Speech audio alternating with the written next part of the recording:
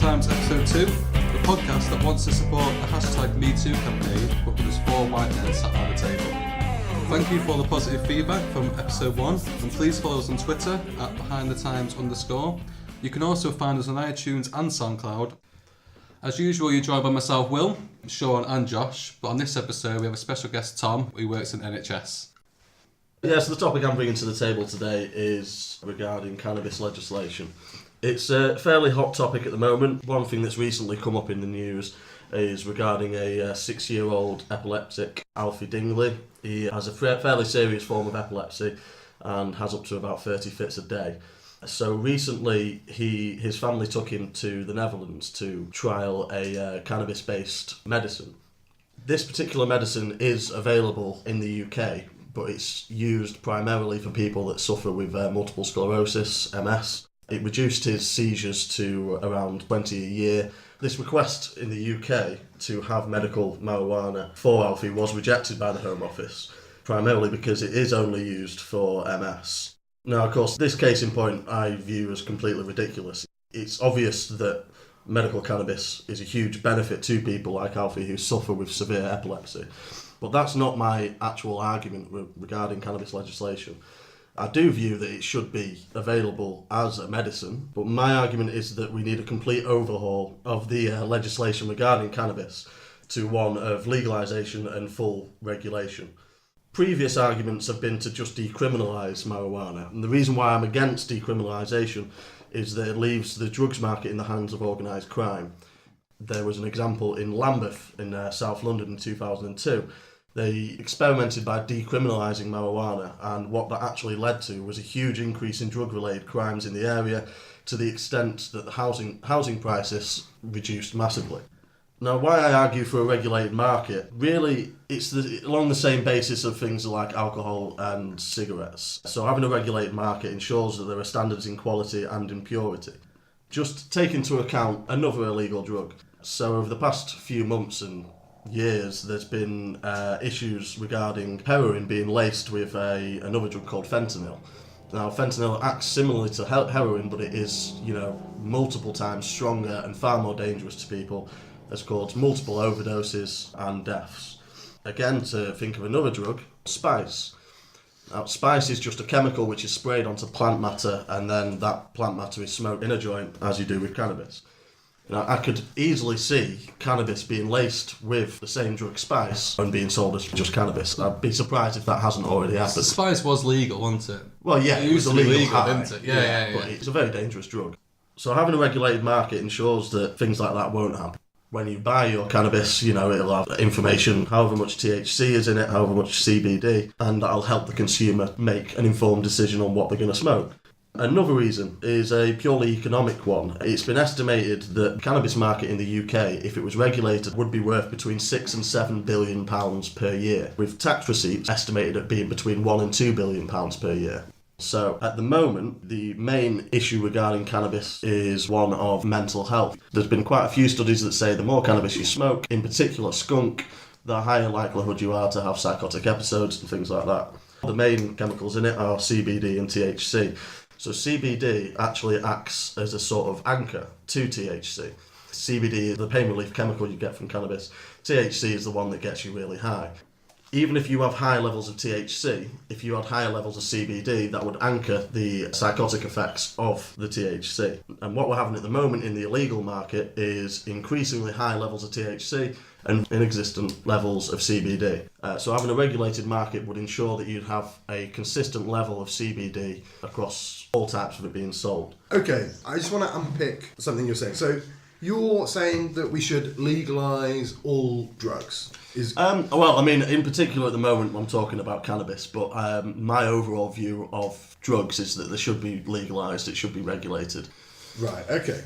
So would the evidence base of medical usage affect your proposal at all? If it was to be shown that there was no medical value in taking marijuana, you'd still be pro-legalisation? That's hypothetical because it's already been shown there is medical usage for marijuana. For CBD in particular, which is a compound found in marijuana.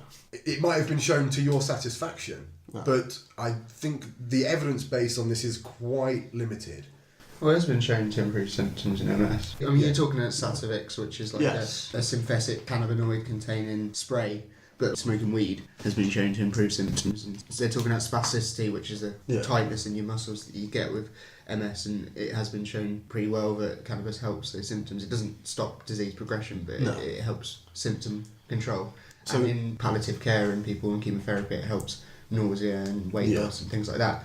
And I think that's pretty well evidence-based. Okay. I'm not saying that this is, this new miracle drug that's going to cure everyone from everything. By no means. The evidence that I've seen goes along with what Tom said. It's mainly, pain relief, issues with nausea, spasticity with MS and stuff like that is fairly conclusively shown to help with. Okay, so what's the evidence base for things like cannabis oils? Because these are things that are sold online, and that there are miraculous claims about it. So we just need to unpack exactly what we're saying it's used for. Well, that's the cannabis oil, CBD oil, is just a highly concentrated liquid of CBD. I can't say that I've seen anything to say that those miraculous cases are in any way based in fact. So the usage we're talking about is smoking it for sort of pain relief. NHS bonds. Like that. Okay. And besides that, anyway, I mean, if there wasn't any evidence to suggest what my argument is there regarding medical cannabis, then you wouldn't have seen however many states in the US that have medical cannabis. You have it in Canada, they're pushing through legislation to have medical cannabis at the moment. Same in Germany, it's been in the Netherlands for years. So, I feel that if all these other countries are already doing that, it's... The tide's turning, isn't it, towards it. In America, it's happening quite a lot, isn't it? Yeah. But like I said, a lot of it is medical, first of all. Yeah. Like slowly going more relaxed. Yeah, of course. People are claiming probably things that they don't have to get the medical marijuana, which probably happens with everything, I guess, doesn't it? Really? Yeah. There was an American comedian, Seth Rogen. I saw him being interviewed, and he was going on about filling out a form in the back of a magazine saying, I've got sleep apnea and so all these other issues, and then send it off in the post and then gets his prescription for medical marijuana. He said, it's that easy, you don't have to go and see a doctor, or that's how it was then anyway. Well, I think that's like in California, it's like a pseudo legalised market where you turn up to someone who's going to prescribe you cannabis and you say, I can't sleep. Yeah, I've got a sore leg. Yeah, exactly. I've got back pain. Yeah. That's quite different from using cannabis in children with epilepsy. Of course, yeah. Regarding Alfie Dingley, he wasn't being given THC, he wasn't getting high, he wasn't smoking a joint, he was being given CBD oil. I think it was Sativex, wasn't it, actually? Which is just CBD. There wasn't any of the negative side effects of him getting the munchies or anything like that.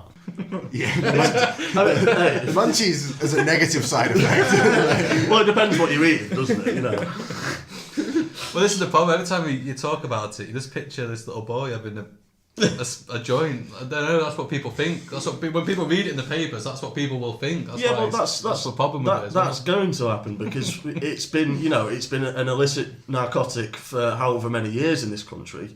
Just because something is illegal, that automatically makes the conversation around it become one of fear, become one of negativity. It doesn't allow grey areas. But just to move on to something similar, in terms of damage that cannabis causes, so there was a study by the Royal Society of Public Health in 2016.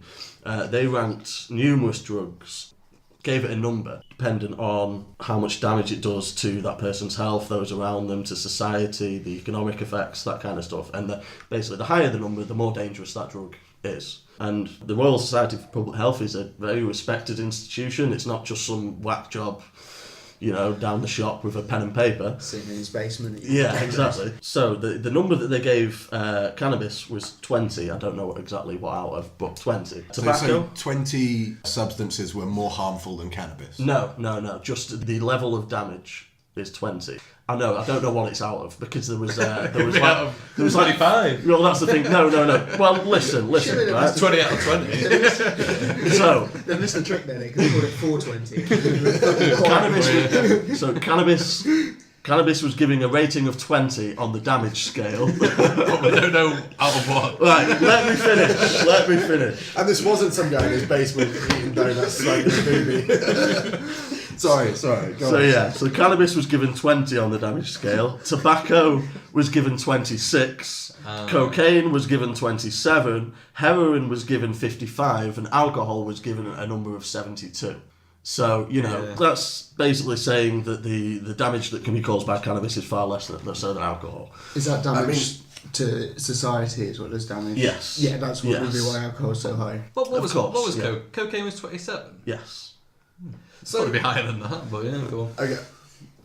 I'm kind of struggling with this statistic a little bit. So they sort of costed the damage that is currently being inflicted by these substances on society. Is that it? Well, not just on society, on your personal health, those immediately around you, on society, on So they must economic they problems. assign some value to the individual's health that's included in that calculation. But is that the amount of damage that is currently done? Because alcohol will cause more damage because it's more available. Yeah. No, of course it will. It would be higher. Yeah. So depending on how they calculate that could affect. Oh yeah, of course. Well, that's the thing is, if cannabis was illegal, then arguably, It would increase. Potentially, yes, it would increase. I mean, you can't say for definite because you don't know because it's not legal. Yeah. There's a danger with this argument because it's often cited that cannabis is very safe. It doesn't create violence. It doesn't. It's very hard to overdose on it, and so all of these things. It's a very safe drug, and therefore it should be legal. Yeah. But by the flip side, wouldn't it be just as reasonable to say alcohol is very damaging, therefore we should make it illegal? Isn't it the same argument? Yeah, no, it is the same argument, but how exactly would you now create a prohibition around alcohol? It would be impossible. It's a mockery that there's a prohibition regarding cannabis because it is so widely available. You can go to pretty much anywhere in the country and, within 5 miles of where you are, you would likely be able to get hold of cannabis. But, okay, it's a strange argument to make, though, is to say that people are going to commit this crime, therefore it should be legal. People commit lots of crimes. Yeah. Speeding. People speed on the road all the time. But that doesn't mean we shouldn't have speed limits. No, of course. So you kind of get into a dangerous territory with this, that you make exceptional arguments about cannabis that you wouldn't apply to other things. Well, you look at the consequence of the crime, don't you? Like, if you speed when you could potentially end someone's life in a car crash. I mean, I don't think... Cannabis isn't completely benign, but smoking a joint doesn't kill someone. Like, the consequence of being in possession of cannabis isn't the same as the consequence of speeding, and that would be the distinction. Yeah, I mean, I'm having to argue something I don't really believe, to be honest. But I think there is a disagreement that I think has followed us through from last week, because I would legalise all drugs and regulate them, as you've said. But I think that you should do it from the point of view that we are allowed as individuals to do things that are harmful to our bodies. Yeah. I'm allowed to cut my arm off it wouldn't be advisable. I think you'd end up in a mental institution. I'm not sure I'd get through the bone, to be honest. But the point is that we're allowed legally to do things that damage ourselves. And from that point of view, whether weed is harmful or not is kind of by the by. If I would like to do it, I should be allowed to. So I don't like these damage-based arguments that you kind of... the positive benefits. I think it's my body. If I want to inject heroin or take pills, then I should be allowed to. Yeah. You don't want a society where people are just taking drugs and going crazy all the time, like cocaine, heroin, Well, no, but like that. you could say the same thing about alcohol. Alcohol's legal. People don't just drink all the time. Well, some people do, but they're alcoholics. Some people do, yeah. A new version of Wetherspoons pop up where it's cocaine and heroin on top of people just go there all day. Do you know what I mean? Spoons. Yeah. Hook yourself up to an amphetamine drip. Some of them are like that anyway, to be fair. But let's say the argument is, if alcohol was invented today, it would be a Class A drug because it's the opposite way. Yeah. There's no way of going back now. Does a shared history and culture count for nothing? How do you So mean? we say if alcohol was invented today, it would be made illegal, and I think it would, but it wasn't invented today. It was invented a long time ago. We have a long history that revolves around alcohol and pubs and community. Should we be discussing alcohol in isolation of all of that infrastructure, the community aspects, the history of it, the social aspects of it? You can look at how drinks developed. Gin was a sort of working class poison, and it's become this very hip, fashionable, small batch product. So do we need to consider alcohol in its social context? Well, so yeah. the idea that it's damaging, therefore we should ban it. Oh no, that's not. Well, I mean, that's just a point. At the end of the day, if alcohol was found today, then very likely that it would be banned. That's not me saying that I think alcohol should be banned. No, but you are using it in support of an argument that means that we should legalise cannabis. In a kind of convoluted way. Yeah, but there's more to that argument than just that comparison with alcohol. Okay, we've got to unpick the components though. Like, I do think the state has a responsibility to look after its citizens. For example, like sugars doesn't get you high, but the state is going into massive steps to stop us eating sugar. I mean, if you legalise cocaine, then like people are going to do loads of blow. I think we've got a responsibility to stop people from doing that, and whether that's but wouldn't that... I think that's different from cannabis. I think cannabis is relatively benign. But wouldn't that be more of a public health issue than a criminality It'll be a issue? huge public health I mean, issue. it already is a public health issue. Yeah, I mean, you could argue that people don't get the help, access to help they need because of the illegal drug. Yeah. But I mean, I think there'd be loads of people in their 40s having heart attacks because they're potentially, but hammering also cocaine. Yeah, potentially, but also at the same time, a lot of the reasons why people suffer from overdose, to what I was saying about fentanyl with heroin, a lot of the cocaine in this country is between 1% and 4% pure. 1% and 4% cocaine, what the hell is the rest of it? Worming tablets, God knows what else. Well, we're still seeing dickheads on their 1% to 4% cocaine, so imagine what they'd be like if they're on 90%. Exactly. Well, They're tolerant to start with, that's an argument in itself. You're just sat in the pub having a conversation with someone on coke. I'm not saying let's get, 90%. Let's get them higher. Let's get them higher and more intolerable. it was quite funny. It sounded for a second like you were complaining about the quality of the I wouldn't know. I mean, just to take it back onto the topic of cannabis, there's just a couple of points that I wanted to make. So, regarding the government's current policy, it's a bit blasé now to say that the war on drugs has failed. I think, quite a lot of people agree with that statement. And also, the availability of cannabis in the UK just shows how ridiculous the current policy is. And just to reiterate that even further, in 2015, the County Durham Police Constabulary announced that they would no longer pursue or prosecute small users or growers of cannabis. And in 2017 was the County Durham Cannabis Club event. The police did turn up to the event, but they only turned up because they didn't have the right event licence. So they came, told them off, didn't shut it down, didn't arrest anyone, and left. This is the coercive arm. This is the coercive arm of the government, yeah, which is ignoring what is being told by the government. There's also an argument regarding how much would legalisation actually reduce the involvement of organised crime in black markets. So if cannabis was legalised tomorrow, would there still be a black market? My argument is, yeah, of course there would still be a black market. You look at the alcohol black market, it's very small, but there is still a black market for alcohol in the UK. The black market for cigarettes in the UK is much bigger. But the reason why I'd say a legalised and regulated cannabis market would reduce this is if you take Washington State into account. Purely on an economic level, the costs of cannabis in Washington State in 2014 was around $23 per gram.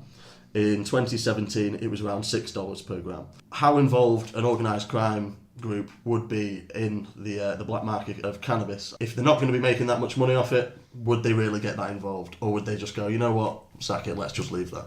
I think that's the most compelling argument for it. I mean, if you look in this country, there's people being trafficked from Vietnam to run grow houses in the UK, and like that's just so unnecessary. Like the risk to the drug isn't worth that degree of criminality around it. Is there a problem with it though, in that to a certain extent what you kind of advocate is a controlled market, so that involves some kind of taxation? Presumably, because we accept that there are some negative externalities associated with not just cannabis use, but other drug use in general. Yeah. And those externalities should be paid by a tax on the user at the point of sale. Well, yes. So what you end up doing is you legalise the market, but you control it and you extract the costs for the negative, the healthcare that comes with smoking. it. So Exactly. as we do with alcohol and cigarettes. Which is what they do. That's what they actually do in Colorado. Yeah. The tax that's taken from the cannabis market in Colorado is used to help low-income families, that kind of stuff, and to educate around the usage of cannabis. Yeah. So you tax it to disincentivise usage to a certain extent, but also to pay for the negative externalities. But there's a problem in that you're saying that this reduces cost and then reduces the incentives for criminality. But the more tax that you put on it, the more attractive it then becomes to these criminal gangs. Of course. So tobacco smuggling is a bigger thing now than it was 20 years ago, when you could buy a pack of cigs for pennies. Yeah. So you kind of stuck in a difficult middle position there. And it perhaps isn't a reason not to do it, But it is something of concern that if your argument is simultaneously that taxing pays for the negative side and also it removes criminality, you have to play them off against each other to some extent. Yeah, of course. And one argument as to why I believe the prices of cigarettes is far too high and that taxation needs to be looked at that, because that is encouraging organised gangs to get more and more involved in it. You know, I'm not going to sit here and say I've got the exact known price that we should sell it at that's going to hit that sweet spot that's going to give us enough money to pay for the damages and it's going to prevent people from organised crime getting involved. I'm not saying that at all. All I'm saying is that's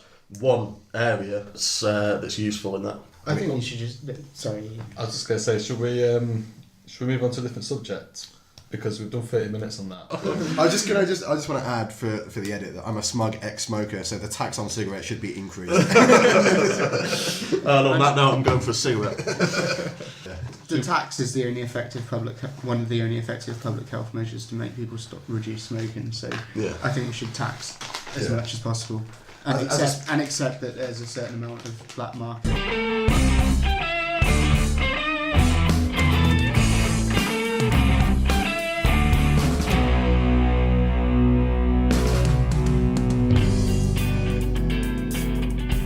So in this part of the podcast, we're going to talk about NHS now. We're going to cover a couple of things. Obviously, we've got Tom here who works in NHS. We're going to talk about 7-day NHS, which is a big thing at the moment. We're going to talk about funding of the NHS, which is always a big thing as well. So yeah, give me 2 secs. I wasn't ready for what else I was going to say then. You have to cut this down, Josh. No, include it. I think it's really what I hear, you know. Long silences. I think we've just found the trailer for this week's episode. Okay. So, 7-day NHS. Can this be achieved without breaking the bank, basically? Which is the big argument at the minute. Tom may know more than us as well that the government are trying to get this new contract for doctors and junior doctors where they'll work 7 days a week, but they get paid no more, from what I understand, or they won't get paid as much as what they should be getting. The big argument always with the NHS is there so much money given to it that it just spends money unwisely and it does stuff it doesn't need to do, or it funds procedures that it doesn't need to do, like the famous ones where, you know, that girl got a boob job on the NHS because she felt insecure, and the stupid things like that always pop up in the media but are probably quite rare in reality. Or should it be something that, whatever the cost, we should go for it, because people who go to hospital on a weekend shouldn't have a higher chance of dying. I don't know what you guys think. You know, I know Josh, I know you've got a lot of thoughts on funding for NHS as well. Yeah, there's got a lot of graphs here.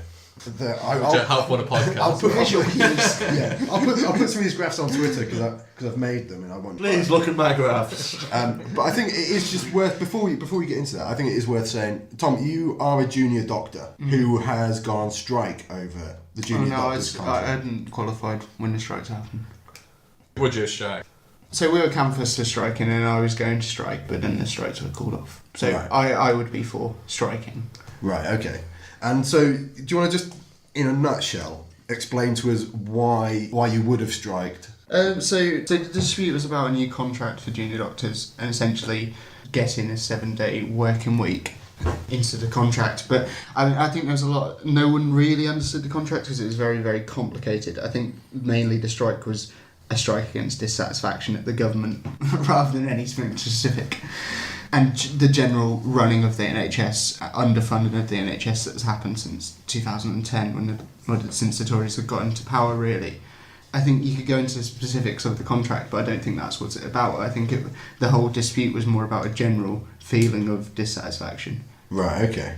Basically, the government tries to squeeze everything they can out of the NHS, but not putting the hand in the pocket to really give it what it needs, and basically. So to answer the question, is a 7-day NHS possible? No, it's just not. It's not possible. There's not enough resources for that. Yeah, but could it be possible if there was I think it's big push behind it? So it's talking about a 7-day NHS, and that would include elective, so stuff like elective hip replacements, elective knee replacement stuff, and routine clinics to happen at the weekend, which I don't think it needs to. Yeah. There's no need for that to happen Saturday, Sunday. It's a kind of argument around making the NHS into something that's going to be more of like a private organisation, and that you can get a consultation on a Saturday with Bupa. But we've got a National Health Service. Like, why do you need that? Well, that's like saying it's that, all you know, pointless. Yeah, we need to ensure that non-emergency operations need to happen 24/7. Yeah, I think you've got to accept if you've got a nationalised health service that maybe you have to wait 10 weeks to have your hip replaced. And that's fine because you can get cancer treatment 7 days a week. You can get emergency treatment 7 days a week. I mean, people work weekends. Hospitals don't close on Friday night. Hospitals don't close on a Friday night. You don't kick everyone out on a Friday, so I'll see you on Monday. Ring the bell. Yeah, it's just an absolute fallacy. The NHS provides good emergency treatment and acute care 7 days a week, 24 hours a day. It always has provided some care, and now there's pretty good stuff in at the weekends.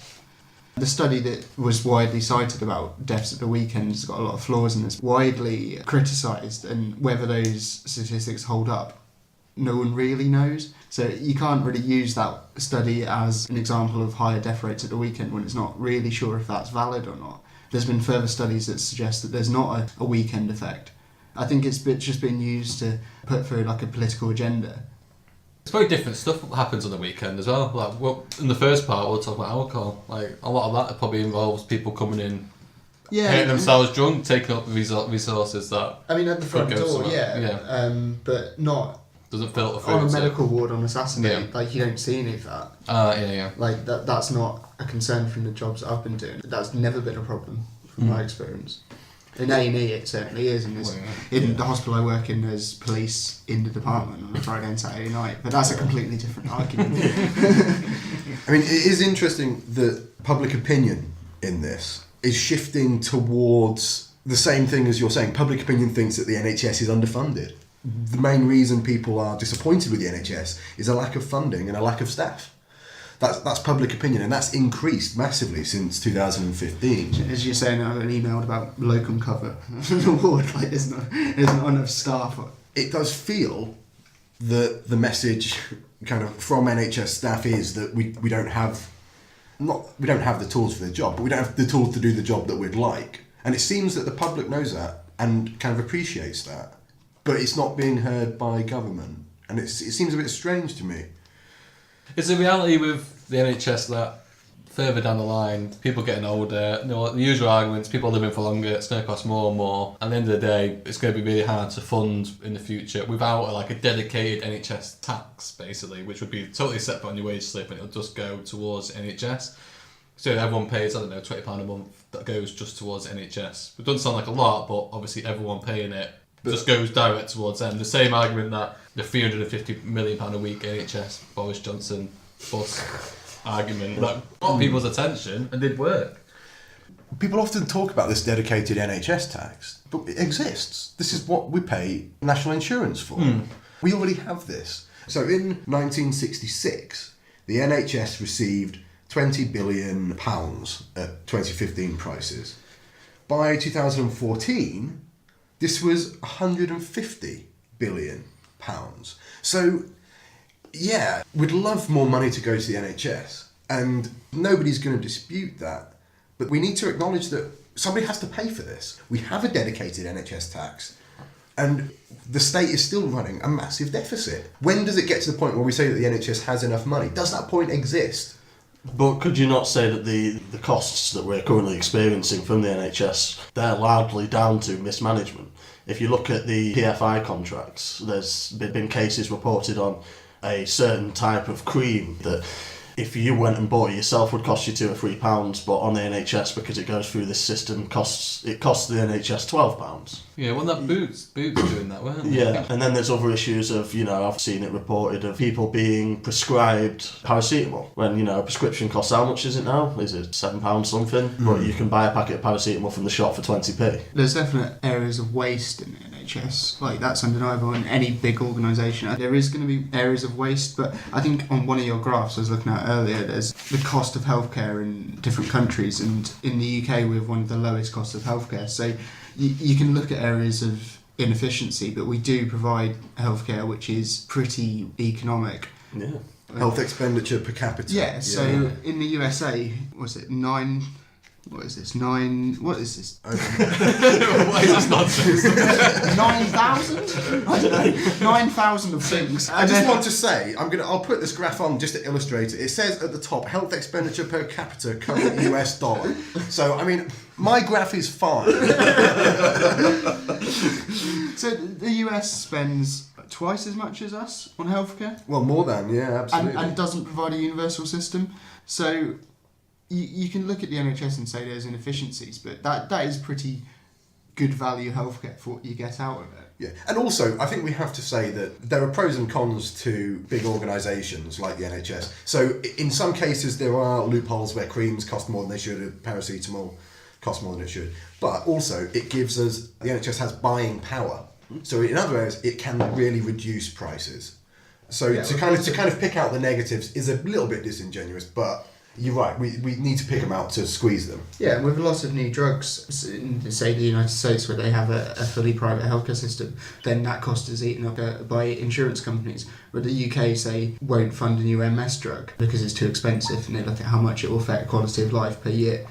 So the drug companies will generally negotiate with NICE and get a price that's less what they were trying to sell it for in the first place. So there is advantages to that. It is cost effective in some ways. But there's a lot of waste, and I'm sure it's like that in any organisation. There's a lot of going to work and banging your head against a wall because of the bureaucracy of it. But I don't think that's unique to the NHS. There's something about this that does, because the funding debate around the NHS is very polarised. And actually, you've just done exactly what I worry about, which is that we picked out the US as a choice. And we always seem to fall into this discussion of it's the NHS or it's the US system of private insurance. And for starters, there are 52 different states in America, all of which have different... So not 50. There are 50 states. Do you know what? Is that not on your graph? Do you know what? Last week I got the wrong amendment. Oh, yeah. So I'm really going to piss off all the Americans, any Americans that are listening. All the Americans are listening, and they're all very angry. I'll have you know that we got a retweet by Trump. So there's 50 different models of healthcare in the US, but also there are thousands and thousands of different potential hybrids between those two extremes, and sort of things that don't sort of fall between them.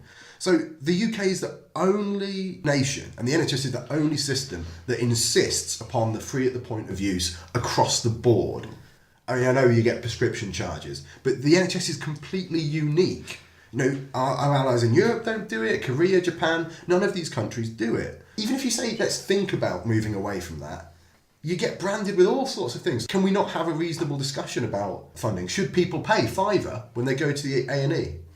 Just little things like that. Is that really so bad? I'd argue that paying a small amount at the point of care is very damaging, because we're not very good in this country about providing healthcare for people who don't seek it. Homeless people, for example. If you're a homeless person, they have very poor access to healthcare. If you then charge what would be a nominal amount to most people, to these people, they just won't access healthcare. So I don't think that's a particularly good idea at all. However, talking about should we have, like in Australia, some people pay for insurance which is then means tested, that's a different argument. I had a look at Australia. It's quite interesting. So it's very complicated. Yeah. So the basic system is that it's free at the point of use. So any national can go and get free healthcare. But there's a tax system which incentivises private insurance. So once you earn above a certain threshold, the tax system starts to penalise you if you don't have private healthcare. And I think it's kind of interesting, this idea that you can means test access to free healthcare without perhaps... They also have a limit on how much you can pay. I think there's like a $4,500 limit on... It's a heavily regulated market. So it doesn't just keep going up and up and up. No, so you can only... Yeah. It's not like in America, as the other example, where people have to sell their houses to pay for cancer treatment. Like there is a relatively low limit on how much you can pay for healthcare in 1 year, and then the state will pick it up after that. Right, okay. Is that something to be looked at? I don't know. I don't want to say that I'm advocating the Australian system, because I'm not. But what I am saying is that there's loads and loads of different models, and we don't look at them. If anybody tries to do it, and I don't want to support Jeremy Hunt at all, but if somebody wants to look at reorganising NHS funding and looking at different plans and different systems, they're immediately branded with but the US is awful and all these people don't have insurance and it costs so much and mortality rate is this. And you're like, yeah, but we don't have to go to the US model. There's middle grounds. And if all of Europe disagreed with our policy on something, I'd kind of say, well, you know, these are our closest allies, these are countries that we associate with and we have shared values with. We should be looking to them and thinking, why don't we have the same system as them? Is there a reason? But we don't. We don't Well, look we at love these. the NHS. And I mean, there was a questionnaire, what do people most like about being British, and number one was NHS. Well, number two was our history, which is a bit fucked up. like free healthcare and imperialism. It just seems to me like there is a reasonable debate to be had, but it's always boycotted. Well, there's a reason why Jeremy Hunt, in the longest serving health secretary, because no one really wants to do it or take control of it because you get so much. Well, he seems to be quite happy to do it. I mean, Theresa May tried to move him and he refused to move. Yeah, Because it's a high-profile position, but he's the longest-serving one there's ever been, which proves that people don't want to be in that position for a long time because, like you said, people don't want to do anything or try anything because it is hard and it is so complicated and there's so many people involved. I'd also say as well, I don't necessarily like trusting these opinion polls. I say that like British people, the most thing they like most about the UK is the NHS because at a time when the NHS is constantly in the news, you know, it's constantly going on that it's going to fail or it's going to be turned into the US system, so people are already going to think about that. I mean, if it was 30 years ago, they might be talking about something else. What exactly, I don't know. I found a really good graph that I'd love to talk about. And I tell you what, They don't really work in this medium, Josh, right? okay, I'll do a quiz with you, okay? So let's imagine somebody was doing continuous opinion polls about the NHS and they were asking people based on party allegiance, okay? So during the years 1983 to 1997, the supporters of which political party thought the NHS was doing really well? Conservatives. Yes. And the supporters of which political parties thought the NHS was doing really badly? Labour. Labour and Liberal. And Liberal. And then all of a sudden, in 1999, that flips. So that Labour supporters think the NHS is doing really well, and the Conservative voters think it's doing really badly. And then 2010, Conservative voters think it's doing really well, and so do Liberal voters. And then when you get to 2015, the Liberal voters drop off, and the Conservative voters think it's doing really well. So there is... I mean, you say that, but then there is objective markers of the NHS struggling in the last 8 years. Like Yeah. 4-hour wait time in A&E, waiting list time for operations, people meeting their cancer 2-week wait times, like these are all dropped off. Yeah. So I kind of see what you're saying, but there is objective markers that the NHS hasn't functioned as well since the Tories took over in 2010. And Yeah. there is a very distinct point in 2010 when these things start to change. I'm not disputing that. But perception matters. And in a society where the government is decided by the population, there is bias. And you're saying there's so many claims and counterclaims around it, and there's so much deciding what you want to prove before you find it, that it makes discussions of this kind really difficult. And I know it's a cheap thing that you hear all the time around Brexit and things, is that people are struggling to get to grips with what's going on. But I think the NHS is one of these areas, like Brexit, where it is really difficult and people do fall back on party allegiance at the end of the day. They listen to people that they trust. I mean, an example of that, I guess, is we were talking about the weekend effect earlier, and that's not something that's been shown conclusively by anyone, and is very disputed. So if you can't have statisticians doing a study on when people die in hospital and get that right, how are you going to look at the NHS as a whole? Yeah. It's almost impossible to do. But that's not helped by the narrative of it's the NHS or the US. No. I do wonder as well, you know, when a lot of these figures are brought up and brought to attention, how much of it is focusing like primarily on the emergency services. So take, for example, trying to go and see your GP. So at the moment, I actually had to book in to have a GP appointment, and I rang them up last week and told them it's a 5-week waiting list, and if somebody's actually feeling quite ill, go straight to the hospital. So that's putting more pressure on that aspect. So like I said, I do wonder how much of the problems that are being caused by that. By users. Yeah. Like you were saying before, we're waiting people to get to the hospital, to the doctors, and then we're dealing with the issues there. But really, a lot of the issues could be traced back to lifestyles, people's health, smoking, drinking, eating fatty foods, takeaways, McDonald's every day. And then when they get to the NHS, okay, we'll do everything, we'll get you better. Then they go back out in the world, and people aren't living right, and that's what's causing issues as well. The most effective health measure probably ever isn't a medication, it isn't more funding for the NHS, it was the smoking ban in public places in 2008 or whatever it was. That saved more lives than recruiting more doctors or nurses, by far. Yeah. Like, and you should be, and we underfund our public health system in this country massively, and ignore it. And that there's a lot of money to be saved, because, as you say, if you stop people eating shite and smoking and drinking too much, then they won't pitch up at hospital. Yeah, well, that's the thing, and that's the government put a measure in place where we'll see the effects in 20 years down the line. But it's hard to gauge the success of the measurement now, because you won't see the health benefits for years down the line. Like I say, it takes 10 years for sometimes for it to start noticing. It's not politically attractive. Well, it's similar with the sugar tax, that's coming into play in April, and studies aren't really going to know the full effects of it for another 10, 15, 20 years. And I know I spoke about my American friends last time, but again, when I was in America, I was chatting about the NHS, and he was saying how stupid it would be to have a system where someone can drink themselves nearly to death, have a liver transplant, drink themselves nearly to death, have a liver transplant. And when I tried to explain to him that's not how it works, he didn't really listen. I'm just on the difference between American and Britain. I just need to pause to pour the tea. Typically British. Sorry.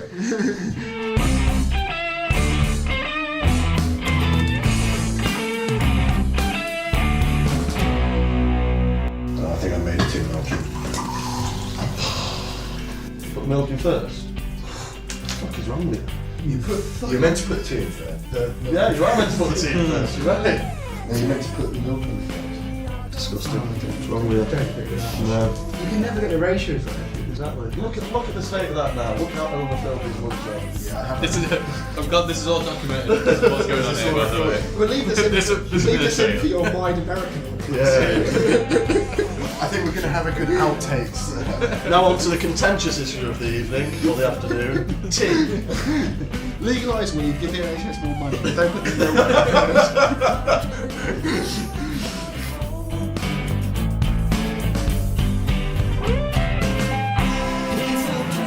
I think with the NHS stuff, we're probably missing a massive elephant in the room, that we can fund the NHS and acute hospital care as much as we want, but if we don't fund social care, then it's all irrelevant. I've seen it personally maybe 4 or 5 times where someone is medically fit on a ward and is about to go home, can't go home because they don't have a care package, or like carers to come in, or a bed in a nursing home, gets pneumonia and dies. That's not an uncommon thing at all. That's something that happens every day. Yeah. Well, this is the main issue, isn't it? And social care is very, very expensive. Well, yeah. More so, maybe even medical care. And again, I'm going to do something that I don't enjoy doing, but it makes sense to amalgamate health and social care into one department. I think Jeremy Hunt is right on that. And also, the Tories proposed a reasonable funding idea at the last election, which was previously proposed by Ed Miliband. Which was previously proposed by Ed Miliband. Like most things. Yeah. And that is that your estate is taxed, or you pay for your end-of-life care out of your earnings when you die, or out of your house, or any assets that you possess. This is a reasonable proposal, but it was shouted down. From a political point of view, it was suicide. But it's a reasonable proposal, and it should be implemented at the start of somebody's parliament. But wasn't that proposal? It wasn't after they died. It was during the time they're having care. I think the bill racks up while you're alive. But it's collected. Because I thought it was reported on that people would have to sell their home if they needed to go into care. Well, immediately. Or was that just the news picking it up? That's scare tactics. I think that was the scare tactics of it, is that people want to sell your home to pay for your tax. Yeah. But that wasn't ever part of the proposals. The problem is that at the end of life is when you use the NHS most. And that's when you need it, and that's when you are most expensive to the taxpayer. It's also, coincidentally, the period of your life where you're less likely to be paying tax. But so you spent your whole life paying into it at that point, though. But again, that's an argument that you spent all your time paying into it. So now this is the time where you reap what you paid in for 50 years. I mean, that's the argument people use. It's like, I've bought cigarettes, I've paid my taxes, I should have my treatment paid for, and it's bollocks because it doesn't cover it. And it's the same thing with social care. Like, I think it costs like £2,000 a week or something. It was ridiculous for like full nursing level care. It's very expensive. Yeah, so very few of us And certainly most people in the country, some 90-something% of people, receive more from the state than they pay in. So the idea that you kind of contribute, therefore you are entitled to what you get out, is kind of like fallacious anyway. But also the idea of I've contributed all my life, therefore I'm just taking out what I've put in, is also wrong, because it's paid for out of existing tax revenue. So it's not that you have some pot somewhere that is being saved that you get to withdraw from. It's that taxpayers now are paying for care now. Yeah. But it's worse than that, because we're running a deficit. It's the taxpayers of the future are paying for the care that is being received now. So the idea that we kind of pay in, therefore we should get out, doesn't really work. But it is, a lot of people like to say it like that. Yeah. Well, it's easy to understand, isn't it? Whereas like the tax system's incredibly complicated. Yeah, and if you want to sort of bring the deficit into it, people kind of switch off and glaze over, which, fair enough. But the deficit's not like running an overdraft, it's slightly different, isn't it? Yeah, it's slightly different. Like you can't equate the national income of a country to your bank account and you get overdrawn and If you have only to I pay could. It was a big Margaret Thatcher thing, wasn't it? She described the state as a household, and you're right, it kind of it's doesn't. really simplistic, isn't it? And I don't understand. Do you understand the economics of it? Oh yes, it's far too complicated for So you. Josh doesn't. Josh doesn't understand the economics. I'm not going to start. You won't understand. The point of it is whether or not you have to do it. I mean, the economics of it are kind of by the by, but we accept that there is a deficit that is going to have to be paid at some point, or we're going to have to default on debts. Just to go over, the deficit isn't the debt, is it? It's the interest on the Yeah. debt. That's the main thing. We're not even paying off the interest. Well, the deficit is the shortfall between annual tax revenue and annual public spending. So the deficit each year is added on to the debt. But it's all linked to the NHS, because the people are healthier, better lifestyles, better social cohesion, people not hating each other, fighting each other. The economy would grow. People would have more jobs and work harder, but Linking back to last week, that was one of the arguments for UBI. People won't necessarily need to use the NHS and stuff like that as often, because they'll be able to afford to pay for things like heating, like eating well. I mean, That's an interesting argument, isn't it? Because if you look at the first bit of welfare state which was introduced in our country as liberal reforms in like 1905 and 1910, they weren't introduced because we wanted everyone to be healthier. It was because we couldn't recruit enough healthy people to fight in Crimea. Yeah. So, no, the Boer War. Or whatever, but we didn't have enough healthy working age men to go and fight in a war. And that's the basis of our welfare state. It's not because these people were particularly nice or they wanted everyone to be healthy. So maybe there is an argument for... I'm going to bring the US system into this again. One of the reasons that the US system is so expensive is because of the lifestyle choices, not because of the systemic failures of private healthcare, although I don't think any of us would say that the US system is great. The link between big expenditure and obesity, the big epidemic of our age. Yeah. And they're consumers as well in healthcare. But then some places in this country, do you know what life expectancy is in poorer parts of Glasgow? Below the retirement age, isn't Yeah, it's it? like 55. Yeah. So, well, when did that? yeah. Jesus. Yeah, exactly. And in Newcastle, where I work, if you look at the difference in life expectancy between like a wealthy suburb and one of the poorer suburbs, then the life expectancy difference is 15 years, Jeez. 3 miles apart. Jeez. Like there's huge health inequalities, and unless you look at treating these or doing something about them, then that's the problem. Well, that's the social economic effect, isn't it? Well, I think just as a, as a final point, I mean, do you have any views on how this system could be solved, or are you still on the fence about it? Me? Yeah. Well. No, I don't know. I don't know. I think one thing we need to do is we need to stop beating on managers, and so the NHS needs managing, and a good management structure is necessary for a functioning NHS. So we need to do that. We need to be open to ideas. We need to look around the world. There's however many sovereign nations. They've all got individual healthcare systems. Some of them work better than ours in some way. Some of them don't work as well as ours. And we need to like learn from other. One thing I'd say is that the idea of a 7-day NHS, I think that's a very catch-all solution to a multitude of problems. I mean, just from that conversation before, we were talking about Glasgow. The health needs in Glasgow are going to be completely different to the health needs in London, which are going to be completely different to the health needs in Liverpool.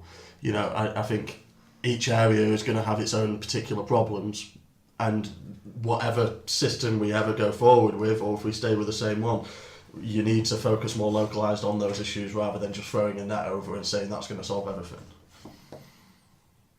Yeah, it's been a particularly bad year, a particularly bad winter for the NHS, but on the whole provide a pretty good service for the money that gets put into it.